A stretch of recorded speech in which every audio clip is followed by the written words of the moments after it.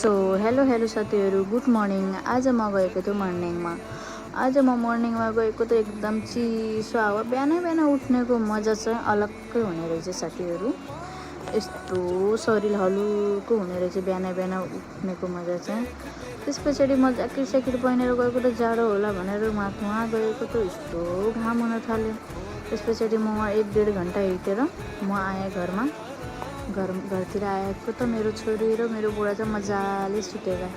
मेरो छोरी त मैले चाहिँ सोचेँ कि मेरो छोरी उठिसक्यो भनेर म फेरि फटाफट उचालेर आएको त मेरो छोरी सुतेको।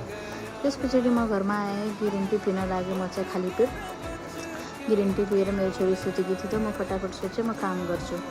सो साथीहरू, भिडियो मन परेमा लाइक कमेन्ट सेयर गर्नु होला साथीहरू। मेरो छोटो भिडियोलाई धेरै माया दिनु होला र यसै गरेर सधैँ हेर्दै गर्नु होला। तब तक के लिए बाई बाई साथीहरू, टाटा।